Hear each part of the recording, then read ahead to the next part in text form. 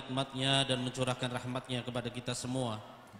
Dan kemudian salawat serta salam semoga senantiasa tercurah kepada Nabi kita Muhammad sallallahu alaihi wasallam dan juga kepada keluarga beliau, kepada sahabat beliau dan juga kepada setiap umat yang mengikuti sunnah beliau dengan baik.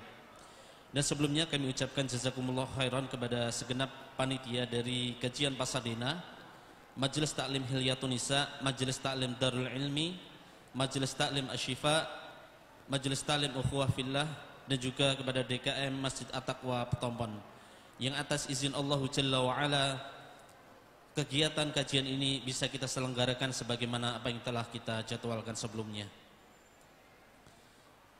Dan kemudian untuk memanfaatkan waktu, kepada Ustadz kami persilakan untuk memulai kajian, dan kami persilakan fa'alaihi falyatafaddal maskuron. Assalamualaikum warahmatullahi wabarakatuh. Bismillahirrahmanirrahim. Assalamualaikum warahmatullahi wabarakatuh. Alhamdulillahi ala ihsani wa syukurlahu ala taufiqihi wa amtinani. Asyhadu an la ilaha illallah wahdahu la syarika lahu ta'ziman li sya'nih. Wa asyhadu anna Muhammadan abduhu wa rasuluhu da'ila ridwanih. Allahumma salli alaihi wa ala alihi wa ashabihi wa ikhwanih. Hadirin dan hadirat, terutama ibu-ibu yang dirahmati oleh Allah Subhanahu wa taala. Pada kesempatan bahagia ini kita akan bahas topik dengan judul Di Rumahmu Ada Surga.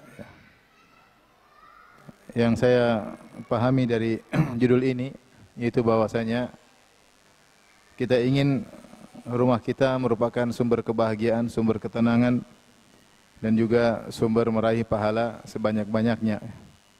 Kita ingin rumah kita rumah yang diberkahi oleh Allah Subhanahu wa taala. Dan kalau sudah diberkahi oleh Allah Subhanahu wa taala, maka tentu akan mendatangkan kebahagiaan dan ketentraman. Oleh karenanya, doa yang pertama kali diberikan kepada orang yang menikah adalah keberkahan. Sebagaimana kita ketahui, Nabi SAW kalau menghadiri walimah pernikahan, maka Nabi mendoakan dua mempelai pengantin dengan berkata, Barakallahu lak wa baraka alaik wa jama'a bainakuma fi khair. Yaitu semoga engkau, Allah memberkahi engkau, wa baraka alaik, yaitu semoga Allah memberkahi keturunanmu, sebagaimana tafsir sebagian ulama. Semoga Allah memberkahi engkau, memberkahi keturunanmu, wa jama'a bainakuma fi khair, dan semoga Allah mengumpulkan kalian berdua dalam kebaikan-kebaikan. Isyarat bahwasanya dalam kehidupan rumah tangga harus ada kerjasama antara suami istri dalam menjalankan kebaikan-kebaikan. Kita dengar sebagian orang mengeluh ketika hilang keberkahan dari dirinya. Seperti dia mengatakan misalnya terkait dengan hasil kerjanya, udah kerja uang banyak tapi entah uang hilang kemana. Betapa sering kita mendengar orang mengucapkan demikian. Artinya uangnya tidak berkah.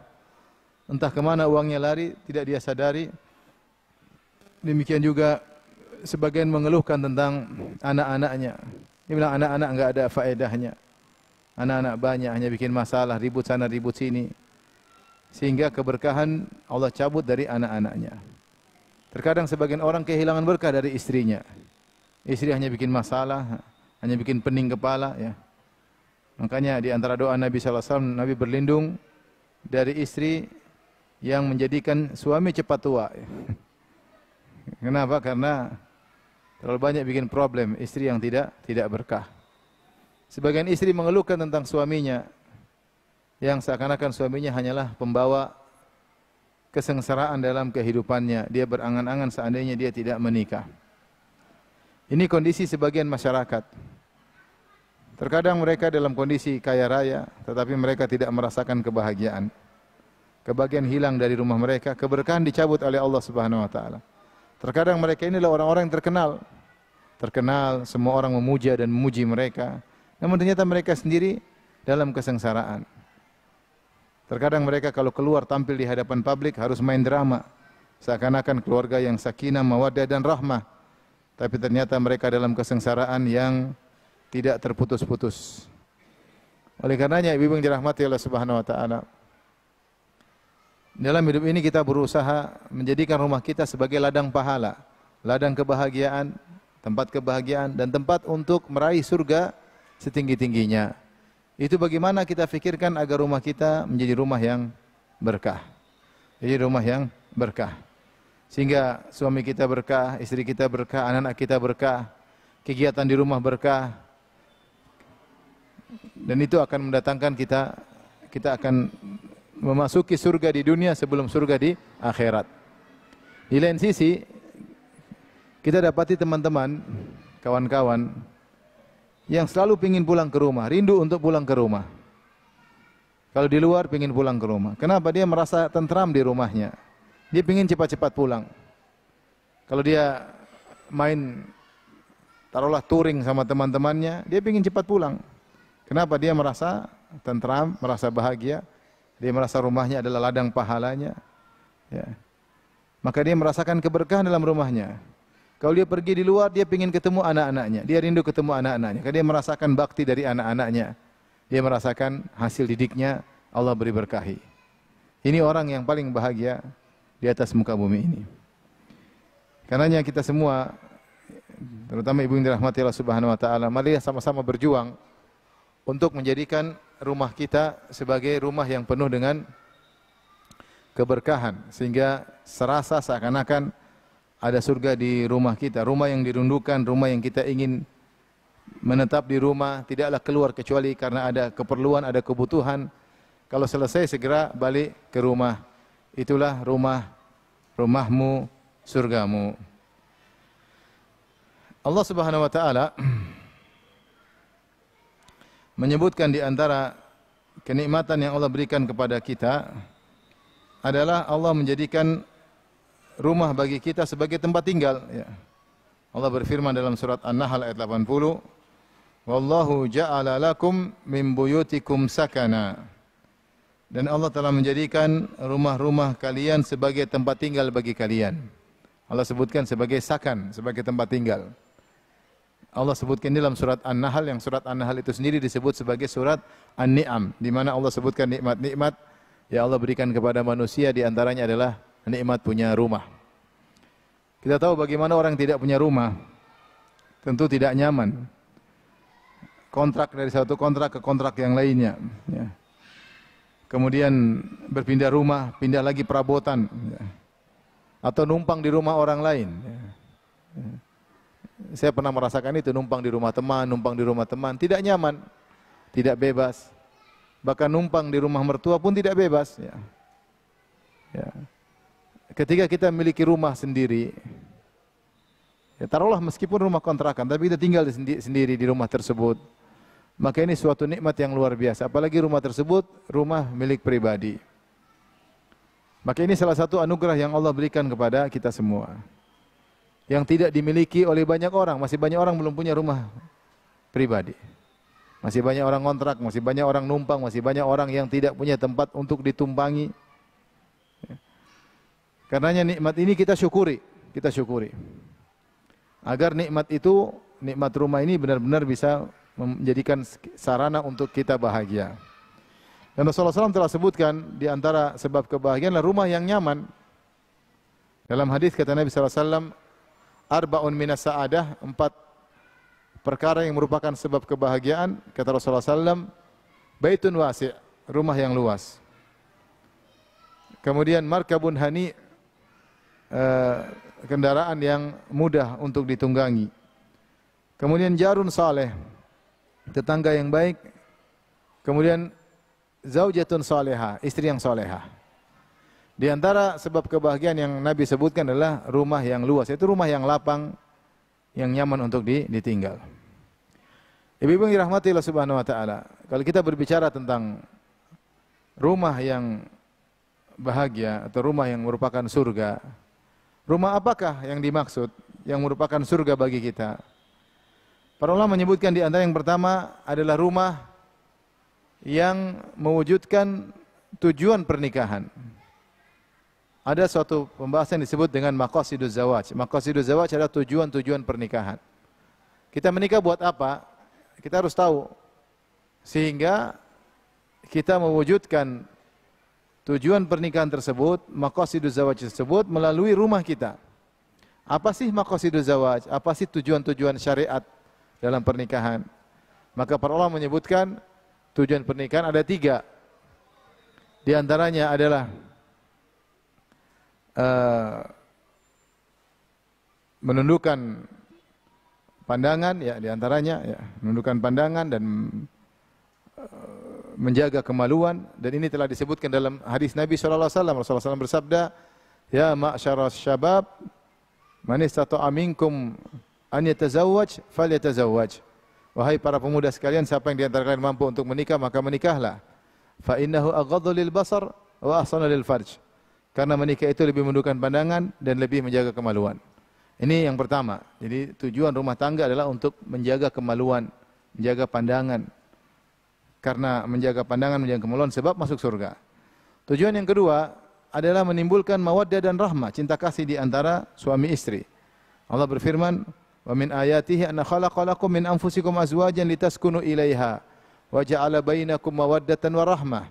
Inna fi dzalika la ayatin." Ya, sungguhnya kata Allah Subhanahu wa taala, di antara tanda-tanda keagungan Allah, Allah menjadikan di antara kalian pasangan-pasangan. Buat apa? Yaitu pernikahan, litaskunu ilaiha, agar kalian tentram. Wa ja'ala bainakum mawaddatan wa rahmah, dan Allah jadikan cinta dan kasih sayang. Maka di antara tujuan pernikahan adalah cinta dan kasih sayang. Maka pasangan suami istri harus dalam rumahnya, rumah dijadikan sarana untuk menumbuhkan cinta dan kasih sayang. Bagaimana caranya dia pikirkan. Kemudian cara yang ketiga, tujuan yang ketiga adalah memiliki anak yang soleh. Sebagaimana Allah berfirman, "Walaqad arsalna rusulan min qablika wa ja'alna lahum azwajan wa dzurriyyah." Sungguh kami telah mengutus para rasul sebelum engkau wahai Muhammad, dan kami jadikan bagi mereka istri-istri dan anak keturunan. Oleh karenanya Nabi berkata, ya, di antara amal saleh yang terus mengalir, waladun salihun yad'u lahu, anak saleh yang mendoakannya. Oleh karenanya para nabi berdoa agar dapat anak saleh. Ibrahim berdoa, "Rabbi habli minas salihin." Ya Allah, anugerahkanlah aku anak yang saleh. Zakaria berkata, dzurriyyatan thayyibah, ya. Hunalika da'a Zakaria rabbahu, qala rabbi habli min ladunka dzurriyyatan thayyibah. Ya Rabbku, anugerahkanlah dari sisimu keturunan yang salehah. Nah, ini yang menjadi fokus kita. Kita ini menjalani rumah tangga bukan sekedar menjalani begitu saja. Karena kalau kita menjalani begitu saja tanpa ada tujuan, maka kebanyakan waktu yang kita lalui hanyalah duniawi, tidak bernilai ukhrawi, tidak menjadi pahala di sisi Allah. Tetapi ketika kita niatkan untuk mewujudkan tujuan pernikahan ini, maka insya Allah setiap kegiatan kita berpahala. Jadilah rumah kita sebagai ladang pahala kita sebesar-besarnya di akhirat kelak. Taib, kita masuk pada tujuan yang pertama misalnya. Tujuan pernikahan adalah untuk menundukkan pandangan. Maka tentunya seorang suami berusaha memenuhi hasrat istrinya, dan seorang wanita berusaha memenuhi hasrat suaminya.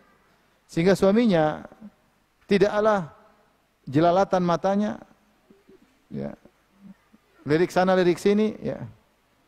Dan tidak juga suaminya akhirnya terjerumus dalam kemaksiatan.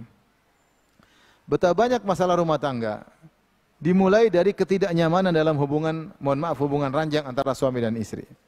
Entah suaminya tidak nyaman, entah istrinya tidak nyaman. Kemudian beranjak pada permasalahan-permasalahan berikutnya. Dan betapa banyak kebahagiaan timbul antara suami istri karena saling memahami. Dua-duanya bertujuan untuk menjaga pandangan pasangannya dan menjaga kemaluan pasangannya. Maka Rasulullah telah memberikan penekanan hal ini, ya. Seperti Rasulullah, ya. Sebentar, ya. Halo, ambil lagi kajian, ya. Ambil lagi kajian. Lagi kajian. Ya, Assalamualaikum. Rasulullah SAW sebagaimana ibu-ibu sudah tahu menekankan akan hal ini, ya, menyuruh, ya, para wanita siap jika dipanggil oleh suaminya untuk menyalurkan hasratnya.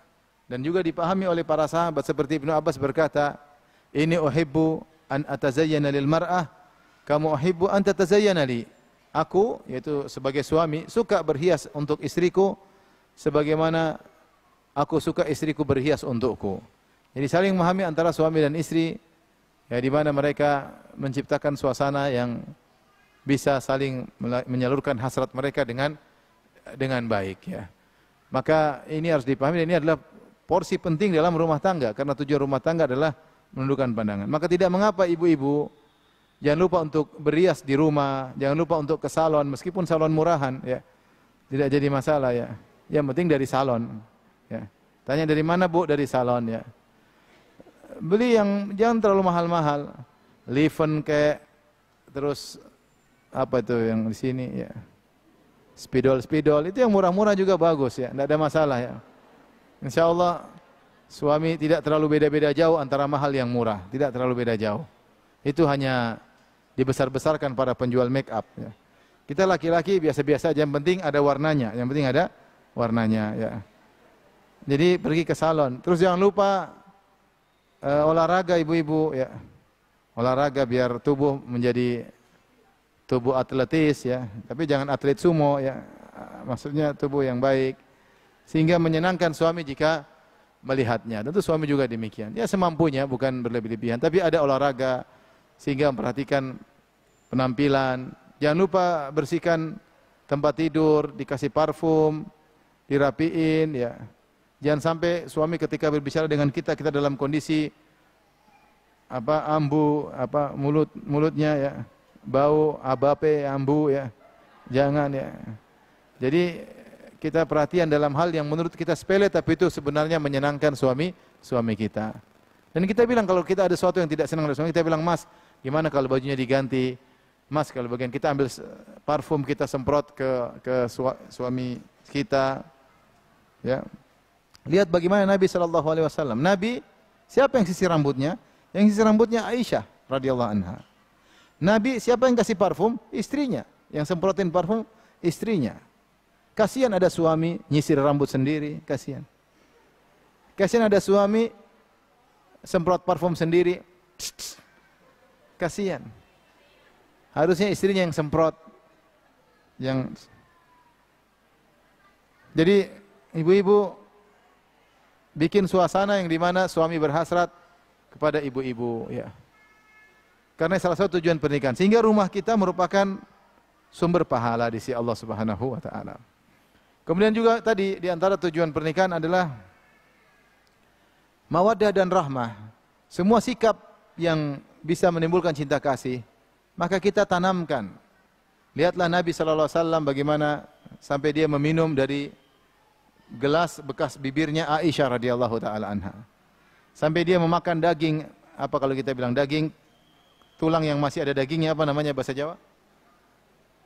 Tengkleng ya, tengkleng. Rasulullah makan tengkleng itu yang bekas gigitan Aisyah radhiyallahu taala anha. Kenapa Rasulullah menimbulkan cinta kasih di antara mereka? Rasulullah SAW ajak lomba lari Aisyah radhiyallahu taala anha. Rasulullah mandi bareng dengan Aisyah radhiyallahu anha. Maksud saya, ibu-ibu belajar romantis sama suami ya. Manja-manja dikit sama suami ya. Jadi jangan gagah perkasa di hadapan suami ya. Manja-manja, kemudian mewek-mewek dikit. Jadi suami merasa dia laki-laki, dia merasa laki-laki. Ya.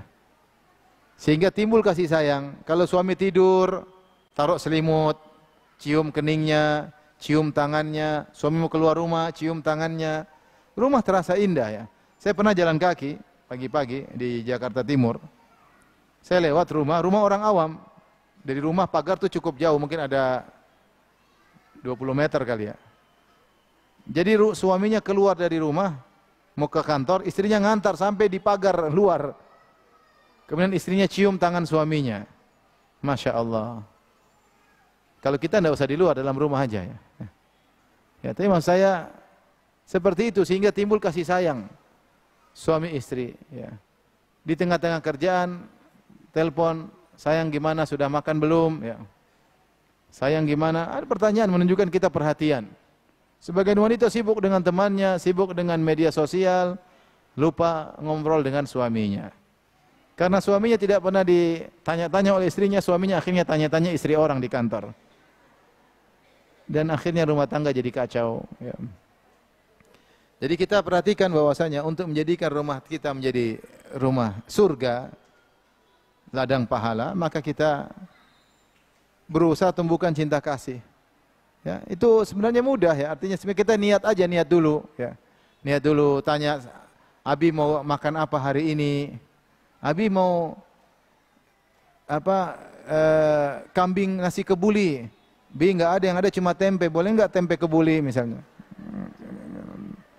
Jadi tanya, Abi mau makan apa? Jadi siapin, jadi ada komunikasi. Di antara kerusakan rumah tangga adalah kurangnya komunikasi, jarang komunikasi. Istri malas WA suami, suami apalagi malas sama WA ke istri. Maka harus dimulai jadi kontak enak. Jadikan suami istri sebagai dua teman untuk ngobrol sehingga timbul kasih sayang. Bukankah saya sering sampaikan bahwasanya di antara sunnah Nabi sallallahu alaihi wasallam adalah ngobrol sebelum tidur. Hidupkan, kita paksa kalau suami pulang, mas ngobrol dulu mas, taruh HP. Kamu dari mana aja tadi siang? Jangan gitu juga, ngobrolnya yang tenang. Gimana mas, kabar hari ini, ada apa kegiatan, ketawa ketiwi, sampai ngantuk sambil tidur. Indah hidup seperti itu. Suami merasakan nyaman di rumah, ada teman ngobrolnya yang menghilangkan keluh kesahnya. Ya. Saya tanya sama ibu-ibu, Rasulullah SAW ketika menikah dengan Khadijah, Khadijah jauh lebih tua dari Nabi SAW. Padahal ketika itu wanita cantik banyak, artinya cantik muda banyak. Tapi kenapa Rasulullah SAW kok nyaman sama Khadijah? Karena akhlaknya. Karena akhlaknya radhiyallahu anha.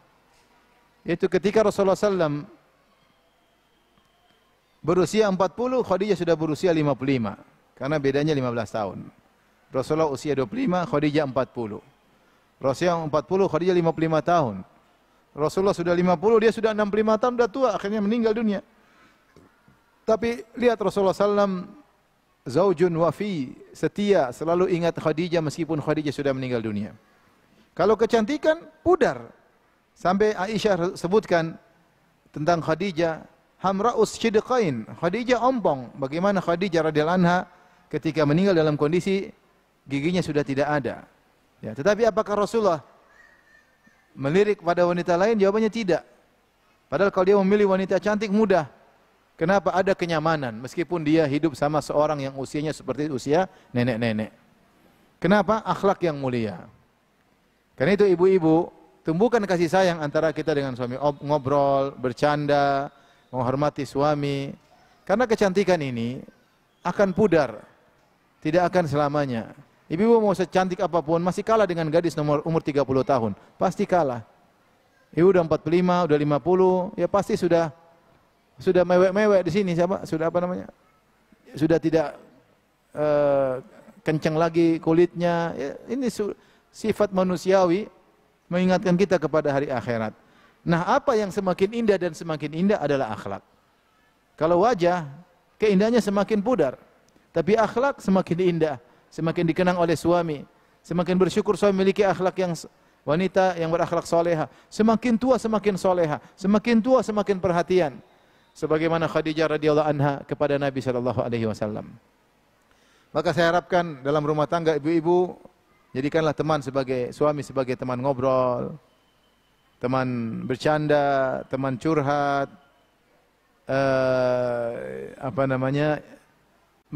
mengikuti perasaan suaminya. Kalau suaminya lagi sedih, dia ikut-ikut sedih. Kalau suaminya lagi bergembira, dia bisa beradaptasi, ikut-ikut bergembira. Seperti itu ibu-ibu. Dan harus menyisihkan waktu untuk suami sehingga kita bisa melaksanakan tujuan rumah tangga yang kedua, yaitu al-mawaddah warahmah, menumbuhkan kasih sayang. Saya rasa kalau nanti malam ibu-ibu pulang, terus suami tidur, ibu-ibu kasih selimut, ibu-ibu cium keningnya, dia pasti kaget. Apa ini istri saya yang dulu katanya. Tapi ini menunjukkan ibu-ibu jarang lakukan kan, ibu-ibu jarang. Ibu kurang romantis ya. Maka lakukan demikian, suami insya Allah tambah sayang. Ya. Manusia itu jibili, majbul. Dari sananya, kalau orang berbuat baik dia tambah sayang. Dari sananya manusia seperti itu. Lihat istri perhatian, lihat istri sayang, istri perhatian, subhanallah. Ya. Kita mau safar, semua sudah disiapin. Masya Allah. Mau pergi kantor sudah dibikinkan nasi goreng, tidak usah disuruh. Masya Allah. Pulang sudah pulang, langsung sudah disiapkan makan. Tidak usah disuruh. Masya Allah, istri-istri soleha. Istri-istri solehah. Usahakan ibu-ibu melayani suami langsung. Jangan suruh pembantu yang ambilkan minum, jangan suruh pembantu ambilkan makan, suruh pembantu yang masak tapi ibu yang nganterin, ibu yang nyuapin suami. Karena sebagian ibu-ibu udah mentang-mentang udah punya pembantu, dia malas-malasan. Sehingga yang jadi soleha pembantunya, pembantu soleha, bukan dia. Taib yang ketiga adalah memiliki anak-anak yang soleh, tujuan pernikahan. Waladun solihun yad'u lahu, anak soleh yang mendoakannya. Ini kerjasama luar biasa, suami istri saling bahu-membahu, saling bekerja sama, bikin strategi, bikin taktik untuk mendidik anak-anak. Anak-anak kita perlu strategi, perlu taktik untuk ngurusin anak-anak. Demi Allah kita perlu strategi. Itu bukan asal-asalan. Kita atur, nanti kamu ngomong begini, Abi ngomong begini, nanti Umi ngomong begini, nanti Abi ngomong begini. Nanti Abi begini, Umi begini. Itu strategi. Kerjasama yang indah untuk mendidik anak-anak supaya anak menjadi anak yang soleh. Taib. Ini rahmati Allah Subhanahu wa taala. Di antara praktek-praktek yang bisa kita terapkan dalam rumah tangga agar rumah kita seperti rumah di surga atau seperti ladang pahala agar kita meraih surga yang tertinggi adalah misalnya perhatian terhadap Al-Qur'an. Al-Qur'an adalah sumber keberkahan. Bukankah Nabi berkata, "Iqra'u surat Al-Baqarah", bacalah surat Al-Baqarah. Fa inna syaitana yanfiru minal baiti alladhi tuqra'u fi suratul Baqarah. Sungguhnya setan lari dari rumah yang dibacakan surat Al-Baqarah. Rasulullah bersabda, "Mathalul baiti alladhi yuzkarullahu fihi wal baiti alladhi la yuzkarullahu fihi kamathil hayyi wal mayyit." Perumpamaan rumah yang di situ ada zikir kepada Allah, yaitu di antara baca Al-Qur'an, di antaranya baca Al-Qur'an, dengan rumah yang tidak ada zikir kepadanya di dalamnya, seperti perumpamaan orang yang hidup maupun orang yang mati. Ingin rumah berkah, bacain Al-Qur'an di situ. Ingin rumah berkah, ada lantunan, ibu-ibu baca Al-Qur'an. Sebelum tidur baca Al-Qur'an. Luar biasa indah kehidupan. Coba ibu praktek ibu-ibu. Ya. Masih ibu-ibu sebelum tidur baca WhatsApp, itu masalah. Sebelum tidur baca Al-Qur'an, meskipun satu halaman. Meskipun satu halaman baca dengan tartil, dengan tajwid. Suami yang melihat istri kayak gitu, dia akan bahagia. Tapi kalau suami lihat istri mau tidur, buka Shopee, kemudian buka Topet, kemudian isinya dompet baru, tas baru, pening kepalanya. Karena dia uangnya nggak cukup untuk beli-beli kayak gitu. Tapi kalau dia sebelum tidur lihat istrinya baca Al-Quran, Masya Allah, Subhanallah, zikir sebelum tidur, dia akan haibah, ada segan kepada istrinya. Dia hormat istrinya. Kenapa? Istrinya punya hubungan yang baik dengan Rabbul Alamin. Siapa yang punya hubungan baik dengan Allah, pasti Allah baguskan hubungannya dengan orang lain. Dengar ibu-ibu, ini kaidah. Siapa yang punya hubungan baik dengan Allah, Allah akan bikin hubungan dengan orang jadi baik. Coba seorang suami lihat istrinya, misalnya sebelum tidur baca Al-Quran, sebelum tidur berzikir kepada Allah Subhanahu wa taala. Ketika terkena musibah bilang inna lillahi wa inna ilaihi rajiun, alhamdulillah ala kulli hal. Mau keluar rumah baca doa, naik kendaraan baca doa, suaminya pasti segan. Istri saya Masya Allah salehah, ya. Dia tambah sayang kepada istrinya. Dia tambah sayang kepada istrinya. Oleh karenanya Al-Quran adalah sumber kebahagiaan, adalah sumber keberkahan. Karenanya ketika kisah yang masyhur dalam hadis yang sahih, ketika Abu Talha menikah dengan Ummu Sulaim, kisah yang masyhur. Terus mereka punya anak, Abu Umair. Ternyata Abu Umair meninggal dunia. Ummu Sulaim sebagaimana diceritakan, dia anaknya meninggal, maka dia kafankan. Kemudian suaminya datang, suaminya tanya gimana anak kita, karena anaknya sakit. Kata Ummu Sulaim, dia lebih tenang daripada sebelumnya, padahal sudah meninggal. Maka Abu Talha menyangka bahwasanya anaknya sudah sembuh. Ternyata sudah meninggal. Tapi Ummu Sulaim ingin menenangkan suaminya, karena suaminya sangat sayang kepada Abu Umair tersebut, si kecil. Akhirnya Ummu Sulaim pun siapkan makanan untuk suaminya, suaminya makan, sehingga hasrat makanan sudah tersalurkan. Kemudian Ummu Sulaim menghias dirinya untuk digauli oleh Abu Talha. Abu Talha pun menggauli Ummu Sulaim, sehingga hasrat syahwatnya pun sudah tersalurkan. Ketiga syahwat makanan, syahwat perut, dan syahwat kemaluan sudah tersalurkan, baru Ummu Sulaim bilang kepada suaminya, perhatikan, dia bilang, wahai suamiku, bagaimana menurutmu kalau ada orang memberi titipan kepada kita, terus kita gunakan titipan tersebut. Suatu saat orang itu ambil lagi titipan tadi, apakah orang tersebut salah?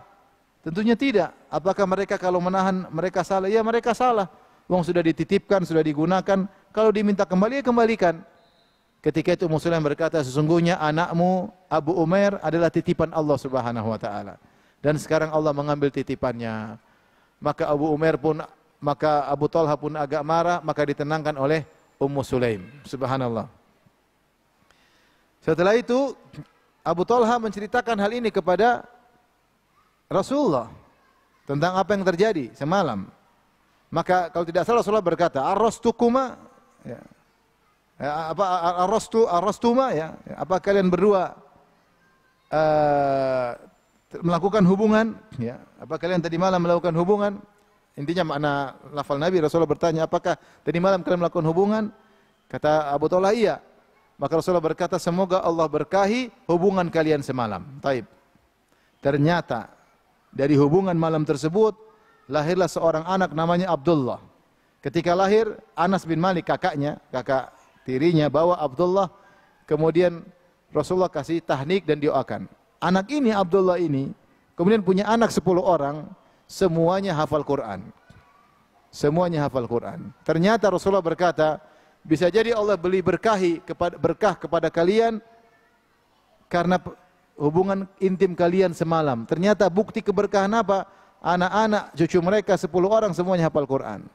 Maka kalau ada Quran di rumah kita, itu tanda keberkahan. Kalau ada anak kita punya hafalan Quran, itu tanda keberkahan. Kalau kita baca Quran, itu merupakan tanda keberkahan.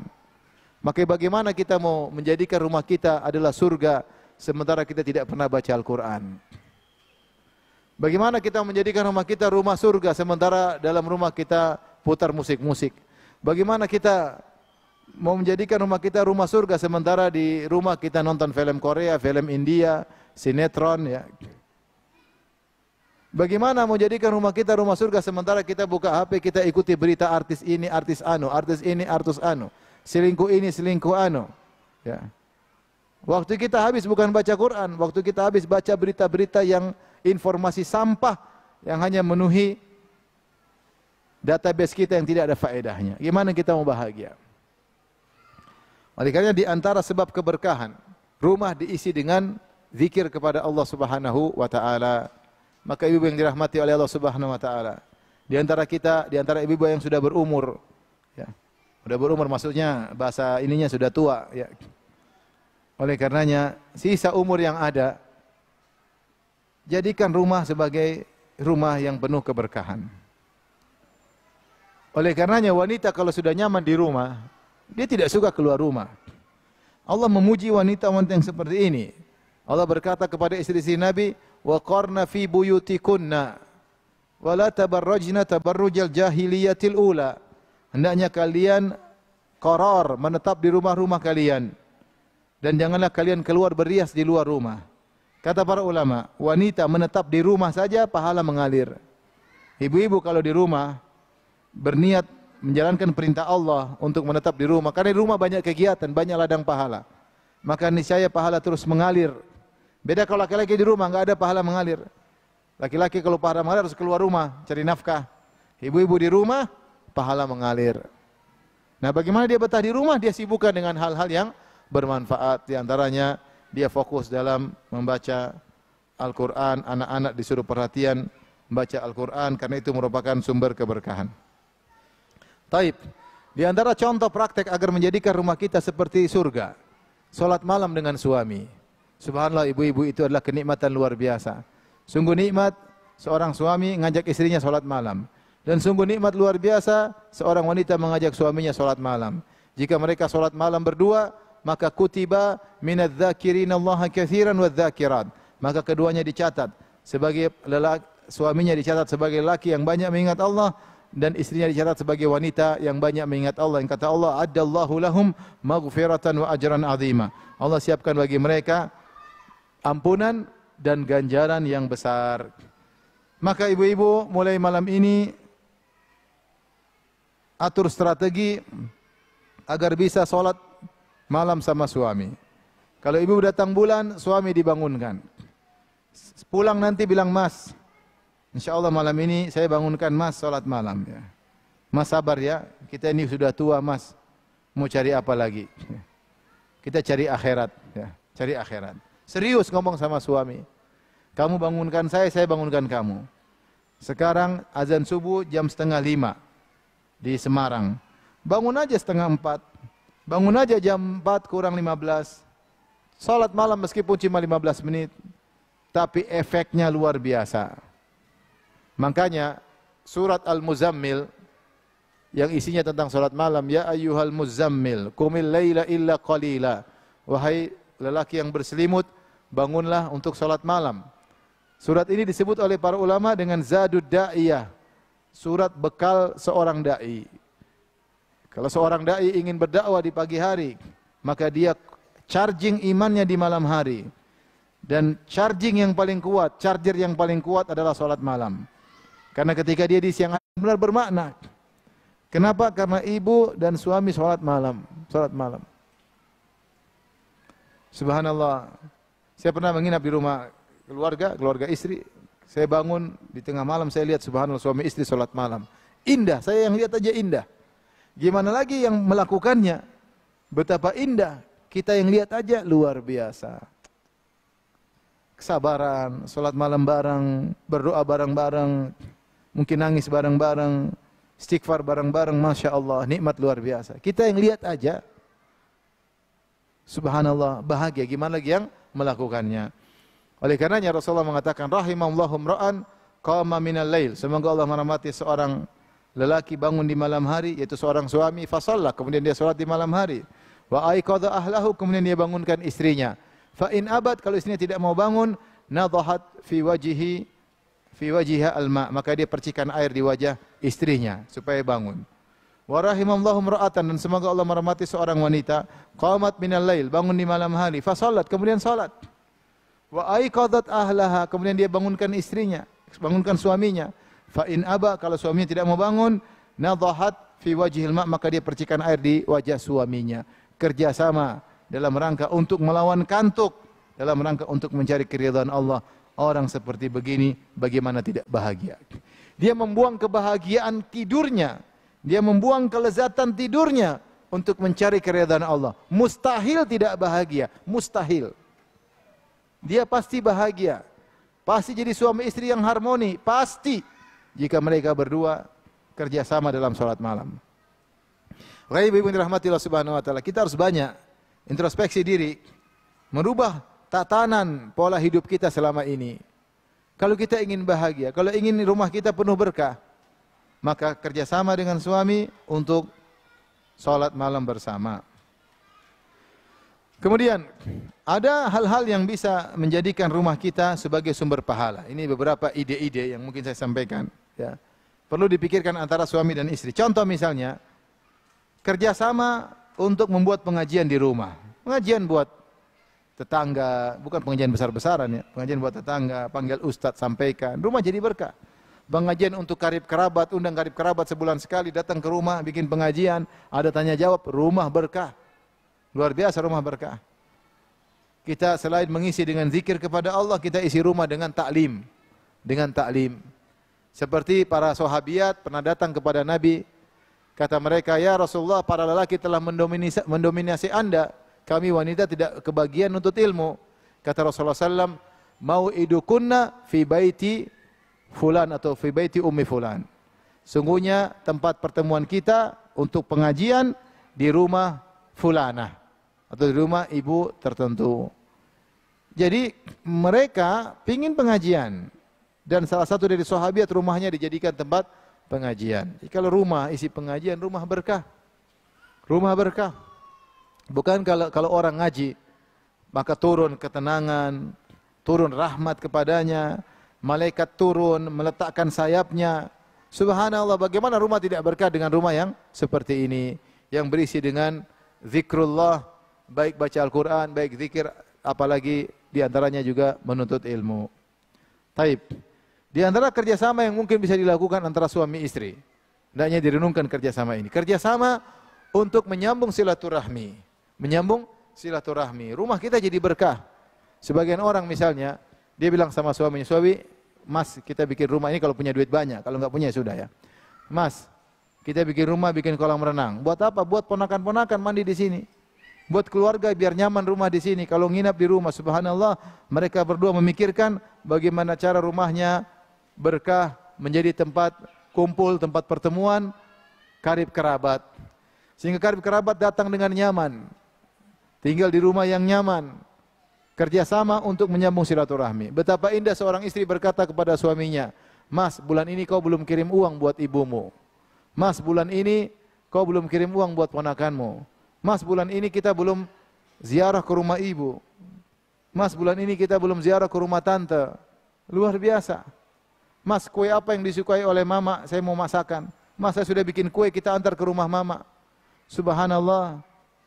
Ini rumah berkah seperti ini. Suaminya pun demikian. Sayang, kamu sudah ke rumah ibumu belum? Sayang, ini bawa hadiah dari Abi buat ibumu, buat ayahmu.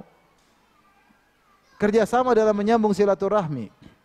Kalau ada diganggu sama kakak atau adik, istri bilang, sabar mas. Sabar, hidup cuma sementara mas. Sabar. Maafkan mereka. Maafkan mereka, mereka enggak ngerti, mereka suudzon. Seperti ini, bagaimana Allah tidak memberkahi rumah seperti ini? Sudahkah kita bekerja sama dengan istri kita, bekerja sama dengan suami kita untuk menyambung silaturahmi? Bukan seperti sebagian wanita, malah sebaliknya ngajak berantem sama kerabat.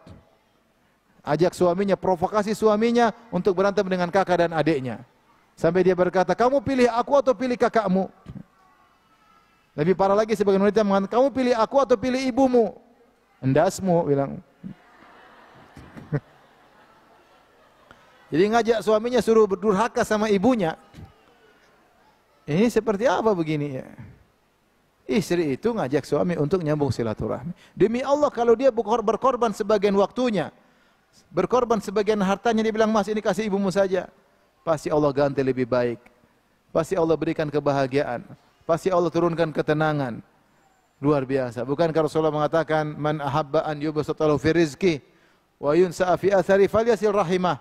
Siapa yang ingin lapangkan rezekinya, dipanjangkan umurnya, sambung silaturahmi. Ibu provokasi suami untuk sambung silaturahmi, ibu juga dapat pahala. Ibu juga dapat pahala. Maka ini di antara cara untuk menjadikan rumah sebagai ladang pahala untuk meraih surga.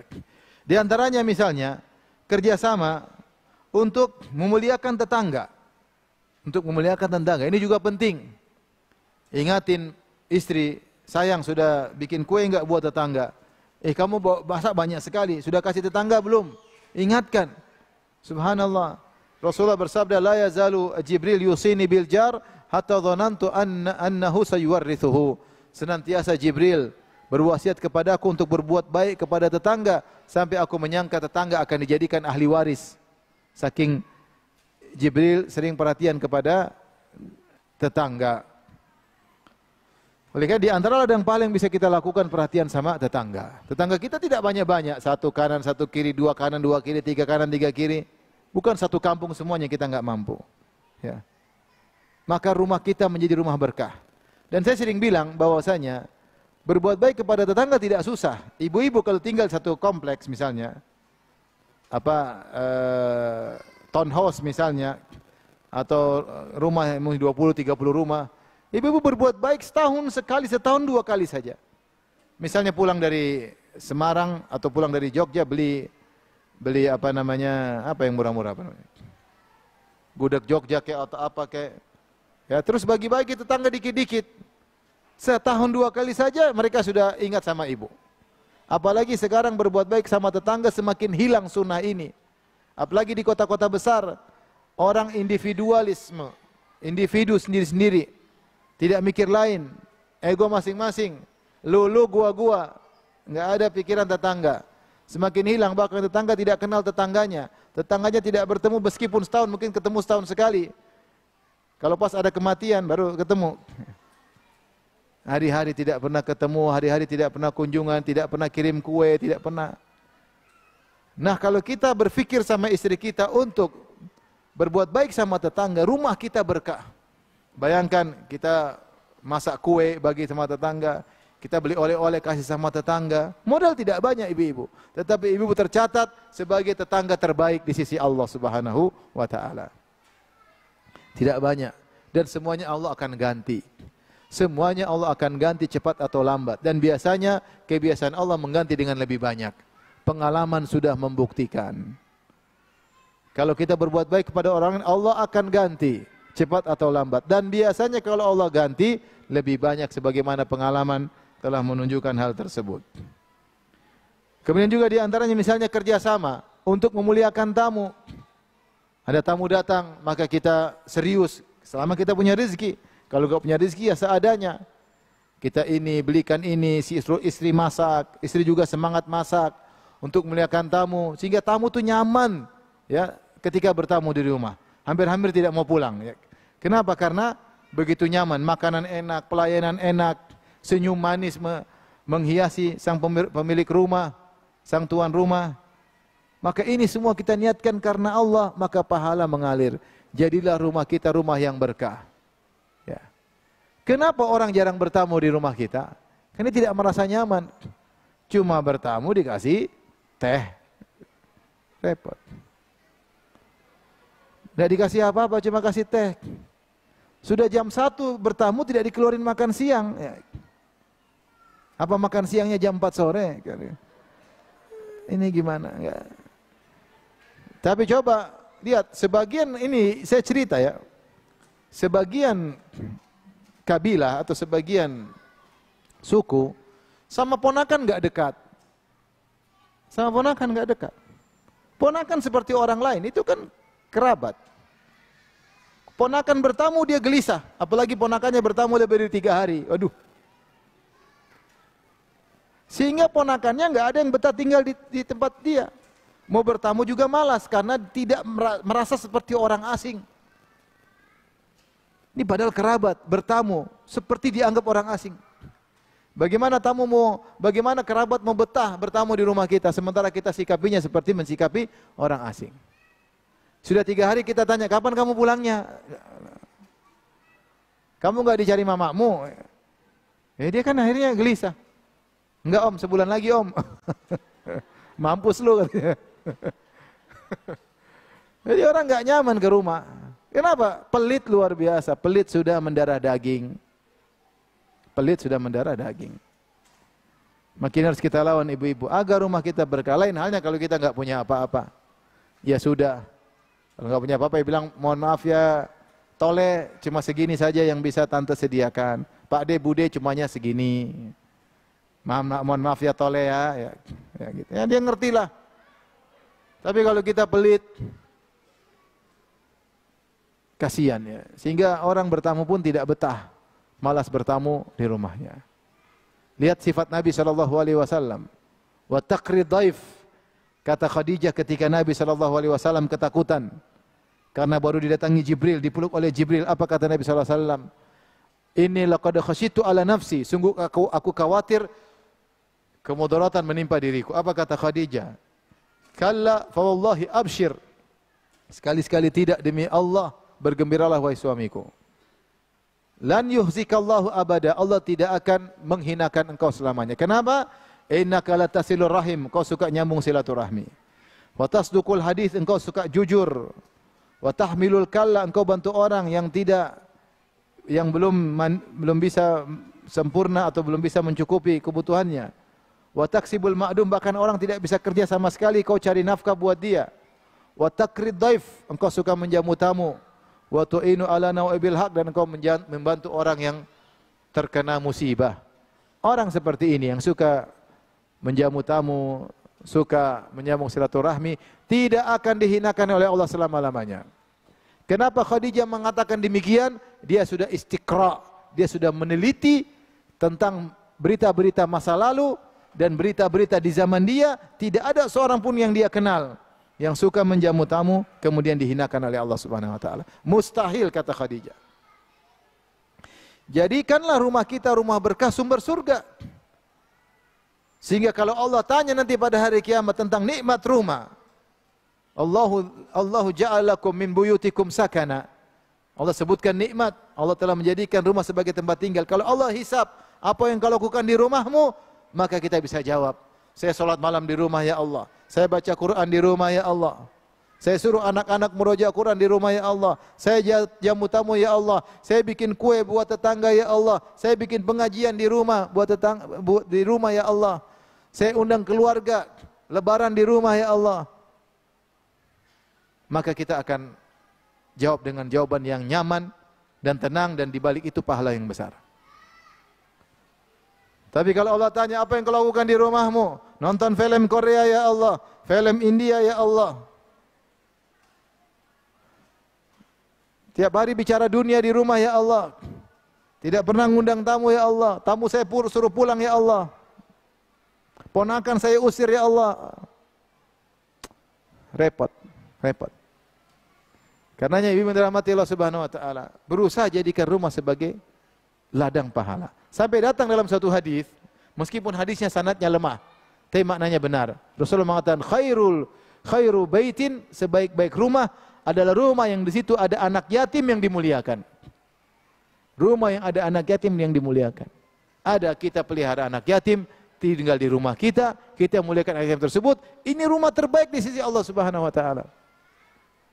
Bayangkan demikian semisal ini, di rumah kita ternyata ada orang tua yang kita rawat, ada mertua kita rawat, ada ibu kita rawat, tante kita sakit kita rawat. Gimana pahalanya enggak besar? Ada orang tua kita rawat di rumah kita. Kita kasih makan, kita obati, kita ajak ngobrol. Itu rumah penuh dengan cahaya dari Allah Subhanahu wa taala. Rumah kita gunakan untuk beramal soleh. Orang tua nyaman tinggal bersama kita kalau memang dia tidak punya dan kita tidak merasa berat. Bagaimana rumah kita tidak turun cahaya banyak di rumah kita? Pembantu yang tinggal di rumah kita nyaman. Dia tidak mau berhenti dari pekerjaan. Kenapa? Dia nyaman dengan majikannya. Majikannya perhatian sama dia, majikannya menunjukkan kebaikan, majikannya ajak makan apa yang dia makan.